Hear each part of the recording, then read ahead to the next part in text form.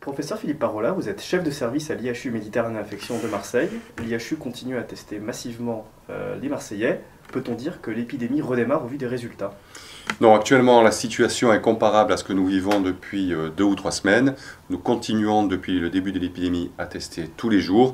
Les résultats d'hier, sur 258 patients qui sont venus se faire dépister à l'IHU, nous avons eu 3 positifs. Et de façon plus large, le laboratoire, sur 600 prélèvements reçus de l'ensemble de la région, a diagnostiqué 17 nouvelles infections. Nous sommes dans le même profil de patients, des voyageurs, des petits clusters familiaux, des marins, où nous avons une attention particulière bien entendu pour les soignants, et puis il y a quelques cas isolés, inexpliqués, d'où la nécessité de continuer à tester et à surveiller, mais au jour d'aujourd'hui, l'épidémie n'a pas redémarré, au moins dans notre région et dans ce que nous pouvons observer. À propos du traitement, la polémique continue. Comment soignez-vous vos patients aujourd'hui? Alors actuellement, nous avons une dizaine, une douzaine de patients qui viennent se faire soigner chaque jour parmi ceux que nous avons dépistés ou bien ceux qui nous sont adressés.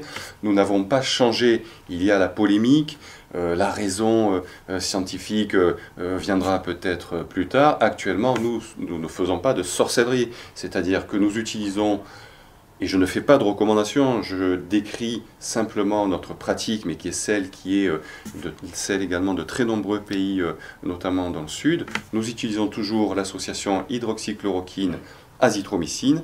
Ces deux médicaments qui tuent le virus au laboratoire, qui ont montré réduire le portage du virus dans le pharynx. Et donc si vous portez le virus pendant 6 jours au lieu de le porter pendant 30 jours, eh bien vous êtes moins contagieux.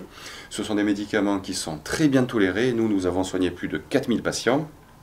Et en plus de leur effet contre le virus, ces deux molécules ont également un effet immunomodulateur, on l'a déjà dit, qui agit contre la tempête immunologique, qui est en général dans la deuxième phase de la maladie. En plus, il ne coûte quasiment rien et surtout, il n'y a pas d'autre alternative raisonnable aujourd'hui. Donc, entre ça, avec tous les arguments que je vous ai donnés et rien, eh bien nous, pour nos patients, et dans le cadre d'une relation médecin-patient, c'est le choix que nous avons fait avec également l'élément clé qui est de leur donner accès au docteur, à l'oxygène, à la prévention des embolies pulmonaires.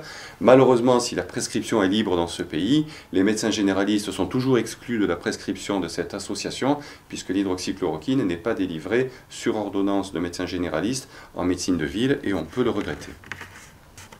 Et que pensez-vous du port du masque obligatoire, notamment dans des lieux clos?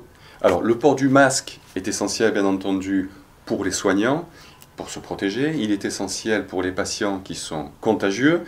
Il peut tout à fait se comprendre en pleine période épidémique dans les lieux clos, dans les métros, dans les rassemblements, associé bien entendu au lavage des mains avec les solutions hydroalcooliques. Le masque met de la distance sociale, en plus d'une protection respiratoire.